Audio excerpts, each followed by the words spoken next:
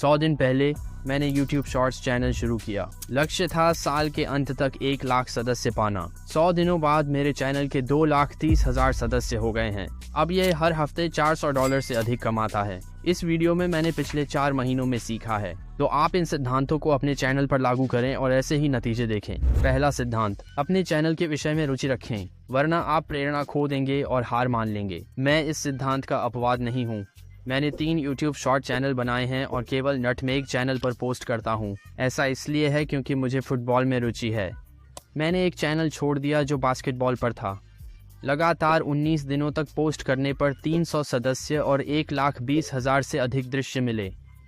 हालांकि चैनल ने गति पकड़ी, मैं एक और शॉर्ट नहीं बना सका क्योंकि मुझे विषय पसंद नहीं था।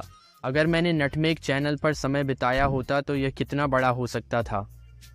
गलतियों से सीखें और रुचिकर चैनल विषय चुनें। सिद्धांत 2, आप सफलता की गति नियंत्रित कर सकते हैं। हर दिन एक शॉर्ट अपलोड करें और हर एक शॉर्ट के प्रदर्शन का गहराई से विश्लेषण करें। आपका चैनल तेज़ी से सफल होगा। मैंने 39 शॉर्ट्स पोस्ट किए थे और तब समझा कि मुझे अपने एकमात्र वायरल शॉर्ट का विश्लेषण करना चाहिए। मेरे वायरल शॉर्ट और अन्य शॉर्ट्स में अंतर यह था कि इसमें उच्च प्रतिधारण था, और प्रतिधारण किसी भी शॉर्ट के वायरल होने का सबसे महत्वपूर्ण मेट्रिक है। मैंने 2 तकनीकें खोजीं जो गलती से शॉर्ट में इस्तेमाल हुईं, जिससे उसकी रिटेंशन बढ़ गई। इन तकनीकों को सीखने के बाद से मेरे चैनल के सभी वायरल शॉर्ट्स इन्हीं की बदौलत हैं। देखते रहें, मैं इन प्रतिधारण तकनीकों और भविष्य के सिद्धांतों को तोड़ता हूँ। सिद्धांत 3, अगर YouTube शॉर्ट्स से कमाई करनी है और यह आपका मूल कंटेंट नहीं है तो आपको शॉर्ट्स एडिट करने होंगे। मेरे चैनल पर यह मेरी सामग्री नहीं है, यह मशहूर फुटबॉल खिलाड़ियों के खेल और साक्षात्कार हैं। आप इससे कमा सकते हैं। इसे साबित करने के लिए हम YouTube के नियम देख सकते हैं। अगर आप अपने शॉर्ट्स को संपादित करते हैं तो आप मज़ेदार या विचारशील पुनरीक्षण के मानदंड को पूरा करेंगे, और यदि आपकी सामग्री इन निषेधों में नहीं आती तो आप YouTube शॉर्ट्स से कमा सकते हैं। मेरे चैनल को एक बार पुनः उपयोग की सामग्री के लिए चिह्नित किया गया और हटा दिया गया, लेकिन मुझे नियमों का पता था, इसलिए मैंने अपने वीडियो संपादन फाइलें दिखाते हुए अपील की। 1 दिन बाद मुझे YouTube पार्टनर प्रोग्राम में फिर से शामिल कर लिया गया। सिद्धांत 4, अपने शॉर्ट्स में उच्च प्रतिधारण का लक्ष्य रखें। प्रतिधारण किसी भी शॉर्ट के वायरल होने का मुख्य मापदंड है। अपने पहले वायरल शॉर्ट का अध्ययन करते हुए मैंने पाया कि पहले सेकंड में ही एक स्वाद, एक सर्कल और 2 ध्वनियाएं थीं। इस प्रकार के संपादन हर 2 सेकंड में दिखते हैं, दर्शकों को दृश्य और श्रवण रूप से व्यस्त रखते हैं। यह दर्शकों को नया कंटेंट देता है, स्वाइप करने का कम कारण रहता है। इसके लिए आपको वीडियो संपादन सॉफ्टवेयर का उपयोग करना आना चाहिए। शुरुआत में यह कठिन हो सकता है, लेकिन इससे डरे नहीं। आप कुछ घंटों के अभ्यास में ही एक वायरल शॉर्ट एडिट करना सीख सकते हैं। सिद्धांत 5, अपने शॉर्ट्स को अधिकतम दर्शकों के लिए आकर्षक बनाएं। मेरी पहली वायरल शॉर्ट का दूसरा अंतर यह था कि यह एक लोकप्रिय फुटबॉल खिलाड़ी को समर्पित थी। इसमें सिर्फ उसके मज़ेदार पल थे। इस विषय ने मेरे पारंपरिक फुटबॉल कंटेंट की तुलना में कहीं अधिक व्यापक दर्शकों को आकर्षित किया। एक और तरीका है बिना शब्दों का शॉर्ट्स बनाना, ताकि किसी भी भाषा के लोग आपके कंटेंट को समझ सकें। आप ध्यान आकर्षित करने के लिए इमोजी और ग्राफिक्स का उपयोग कर सकते हैं, लेकिन यह आपकी सामग्री पर लागू नहीं हो सकता अगर आप बात करने वाली सामग्री कर रहे हैं। सिद्धांत 6, यथार्थवादी लक्ष्य निर्धारित करें। आपका मुख्य लक्ष्य यूट्यूबर पार्टनर प्रोग्राम तक पहुंचना होना चाहिए। इसके लिए आपको 90 दिनों में 1000 सदस्य और 10 मिलियन से अधिक शॉर्ट्स व्यूज चाहिए। शुरुआत में यह संख्या मुझे नहीं डराती थी, लेकिन पहली शॉर्ट पोस्ट की और 5000 से कम दृश्य मिले। मैं सलाह दूंगा कि 2 हफ्तों में 100 सदस्यता हासिल करने का प्रयास करें। हर दिन एक शॉर्ट पोस्ट करें। शुरुआत में वृद्धि धीमी होगी, आप हार नहीं मान सकते, क्योंकि YouTube शॉर्ट्स में वृद्धि अचानक और तेजी से होती है। अब चलिए मेरे एनालिटिक्स देखते हैं कि मेरा चैनल कैसा प्रदर्शन कर रहा है। इस अवधि में मेरे चैनल ने 140 मिलियन व्यूज हासिल किए। मैंने इस शुरुआती चरण में पोस्ट करना शुरू किया।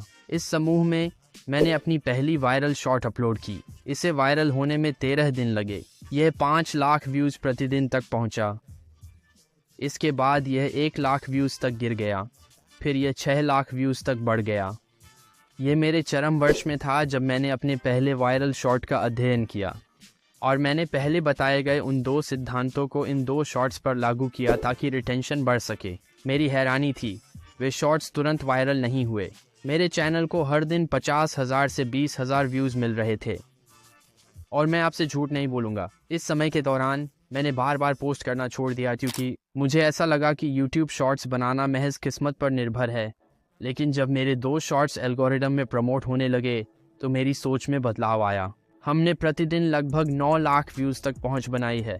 और उन 2 शॉर्ट्स की बात करें तो हम क्लिक करके उनके प्रदर्शन को देख सकते हैं। लगभग 30 दिनों तक उन्हें बहुत कम व्यूज़ मिले थे, जब तक कि एल्गोरिथम ने उन्हें बढ़ावा नहीं दिया। उन 2 शॉर्ट्स के वायरल होने के बाद मैंने फिर से पोस्ट करना और अपनी रिटेंशन प्रिंसिपल्स का परीक्षण जारी रखा। उस समय मैंने उन्हीं सिद्धांतों पर आधारित एक और शॉर्ट वीडियो अपलोड किया और यह केवल 12 दिनों में एल्गोरिदम में आना शुरू हो गया। उन्हीं सिद्धांतों का पालन करते हुए मैंने 2 और शॉर्ट्स अपलोड किए, जिनसे चैनल की लोकप्रियता चरम पर पहुंच गई, लगभग 5 से 6 मिलियन दृश्य प्रतिदिन।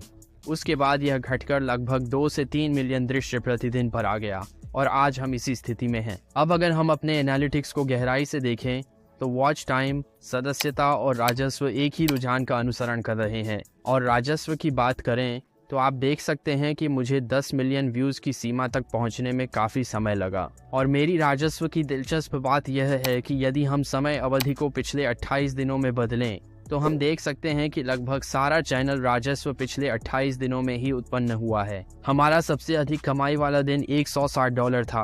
अब हम $50 प्रतिदिन कमा रहे हैं। इस प्रदर्शन से मैं बहुत खुश हूं और मुझे लगता है कि अगर मैं लगातार पोस्ट करता रहूं तो औसत आय $100 प्रतिदिन तक पहुंच सकती है। यहाँ मेरा ऑडियंस टैब है अगर आपको इसमें रुचि हो। और वास्तव में यहाँ नीचे ये देखना दिलचस्प है कि मेरे दर्शक आपकी अपेक्षा से अधिक उम्र के हैं।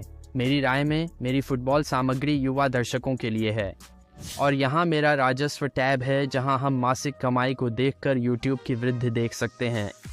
फरवरी में हमने पहली बार मुद्रीकरण किया और उसके बाद हर महीने राजस्व में महत्वपूर्ण वृद्धि होती रही है।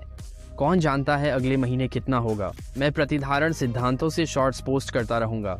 अगर आप रुचि रखते हैं तो यहाँ मेरा शॉर्ट RPM है। जैसा उम्मीद थी, पिछले 28 दिनों में 50 मिलियन व्यूज़ वाले शॉर्ट ने सबसे ज़्यादा कमाई की। मेरे बाकी शॉर्ट्स जिनके लगभग 6 मिलियन व्यूज़ हैं उन्होंने $100 कमाए। मुझे उम्मीद है कि आप इन संख्याओं से प्रेरित होंगे। चैनल शुरू कर YouTube शॉर्ट्स से कमाई करें। जैसा कि मैंने सिद्धांत 7 में कहा, अपने लक्ष्य व्यावहारिक रखें। तो मेरा लक्ष्य साल के अंत तक 1 मिलियन सदस्य पाना है ताकि मुझे 1 मिलियन सदस्यता बटन मिल सके। मैं आपको चैनल शुरू करने और इसे मेरे साथ बढ़ाने के लिए कहता हूँ। हम दोनों हैरान होंगे कि हम कितनी दूर जा सकते हैं। मेरे अगले वीडियो में मैं वायरल शॉर्ट्स संपादित करने के तरीके बताऊंगा।